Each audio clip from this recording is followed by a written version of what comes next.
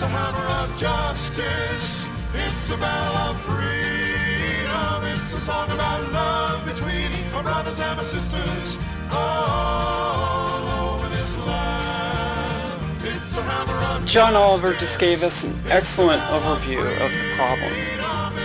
Now it's time to move on to the solution.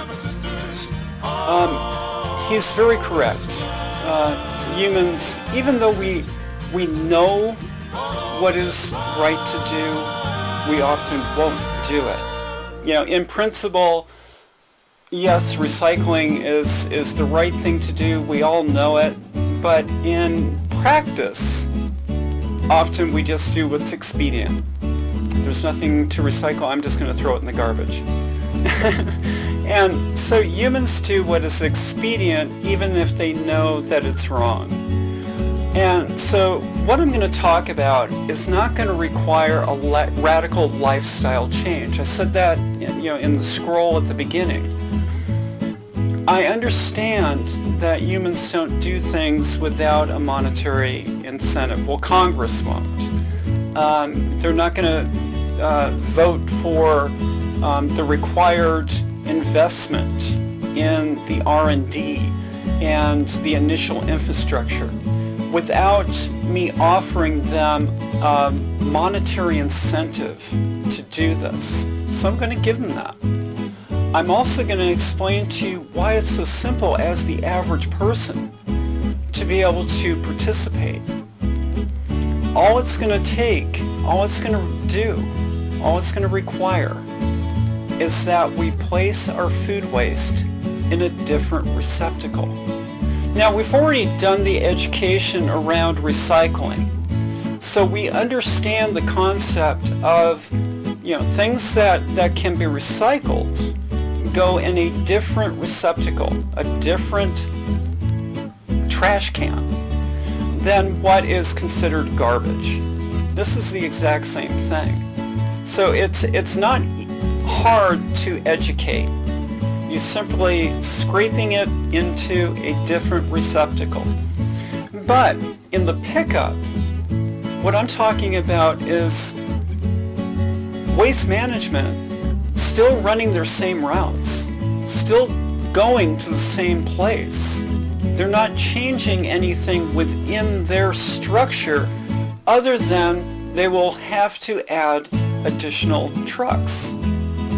Probably. Unless they come up with maybe a different solution. But what does that do? That creates extra jobs. These are Teamster jobs. These are union jobs. And isn't jobs a great incentive? What are the other incentives? National security. What I'm talking about is something called an agricultural digester. Think of it as a giant stomach, but rather than burping and that gas just going into the atmosphere, the agricultural digester captures that gas and then converts it into electricity. Anything that turns a turbine can create electricity. Now, this technology is being developed for the use on farms to erase the carbon footprint of the farm and power the farm so that their waste product then goes into the agricultural digester. It is converted into electricity that powers the farm, and the byproduct of that is a fertilizer. So you're getting something from it. Now, all I'm talking about is expanding that idea to a national scale and placing agricultural digesters adjacent to every landfill in the United States. So the other incentive I'm talking about then is manufacturing. What would this do? If our government were to invest in the R&D required, because I'm talking about now bigger This would require bigger digesters because you're talking about a more massive amount of food waste than even a single farm produces. And that would create manufacturing jobs. Now, the other thing I'm talking about as far as incentive is this would create a revenue stream. Can you think of any time we've talked about infrastructure where we've asked the government to invest in something that they would actually recoup their investment on? And if they were to be smart about it, they would not only recoup their investment, they would gain from their investment, because this could produce a revenue stream. You're now creating electricity where that simple action of the individual or the restaurant or wherever we have, or the grocery store, placing that food product, that what we call biomass, anything that rots and produces the greenhouse gas, anything that produces methane can be put in here. So now that simple act of placing it in a different receptacle comes back to you in the form of electricity. Well, that creates a revenue stream. And if the federal government were smart, they would take that revenue stream and use it for other good things, even paying down the national debt. But it also creates national security, because right now we're facing realistically the possibility of a cyber 9/11. Dan Coates just a few weeks ago, just maybe not even a few weeks ago, was talking about, he was asked a question by Andrea Mitchell, what keeps you up at night? And he said, the very real possibility of a cyber 9/11. Because we've attached everything to the internet. We're internet connected in everything. And so we've left ourselves open to a cyber attack. Well, what I'm talking about also is agricultural digesters producing electricity now more at a local level, all feeding in to the grid system. And so if one part is shut down, you've now multiplied, exponentially, the sources that are powering the grid. And so in reality, those could be blocked, and so if one part goes down, you still have local power. There is the possibility there. Now, I'm neither a Republican or a Democrat. I'm an independent.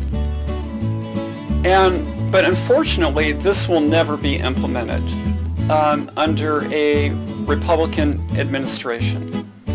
And the reason being is because the Republicans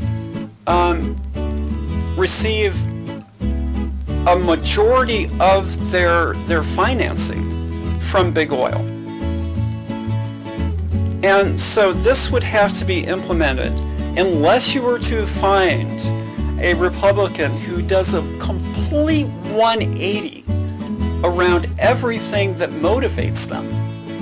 This would have to be implemented by either a Democrat or an independent who actually believes the science and understands that global warming is man-made. So what I'm talking about now, I'm getting out ahead of it early. I'm trying to get this out there early because I understand that it would take at minimum 3 years for this to reach the floor of Congress for a vote, for that investment, that infrastructure investment that's needed, that's required from Congress.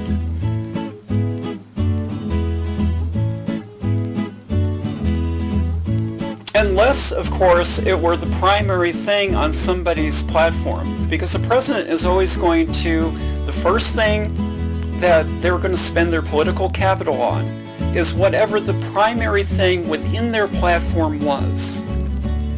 And so if this was the primary thing within their platform, this would be the first thing they spent their political capital on. I'm not going to hope that is the case.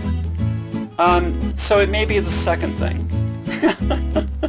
But it's only going to happen if you have a Democrat or an independent. Unfortunately, the Republicans will not do this. But it's simple. And the other thing to understand is this is unique to the United States. Only we produce this amount of food waste. China doesn't have food waste. Russia doesn't have food waste. Where this could be helpful also, though, is in perhaps India, because they have a large body of biomass creating another large pocket of greenhouse gases, much as we do. But this is unique to the United States. And rather than it being an issue, we should make it part of the solution. And the other thing that can be done later is actually mining, if you will, capturing the gases that already exist within the landfills. When I drive, up north, I don't actually drive, but if I go up north from where I am in western New York and go towards Niagara Falls, you'll see these beautiful, well, they're not really beautiful, they're green rolling hills. And those are just landfills that they've finished with. But you also see these white pipes, big white plastic pipes coming out of the ground. And the reason they're there is so that the ground doesn't rupture because of all the gases building up underneath. Well, it seems to me there's a possibility to cap those and actually capture the gases and then do exactly what I'm talking about as well. There's a lot of potential, and we need to use the potential. Solving global warming, solving climate change, requires that each nation use what is unique to them. We had for a long time an investment in ethanol. That was the big idea. Ethanol is going to fix this. But here in the United States, it was just a money pit. And the reason being is because corn does not produce enough sugar to make ethanol a financially viable option. And so farmers were getting big subsidies to grow corn for this ethanol, but there wasn't enough sugar in corn to make it a viable thing. But you look at Brazil. Brazil right now is fossil fuel free as far as their gasoline. They don't use gasoline anymore. They use strictly ethanol. But the reason it's viable for them and actually lucrative is because in their climate they can grow sugarcane. And sugarcane has the sugar content required to make ethanol. Think of moonshine.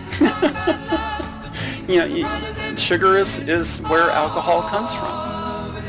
It's viable for them. It wasn't viable for us. So in each part of the world, you need to look at what is there within nature. And we need to start turning to nature for our answers.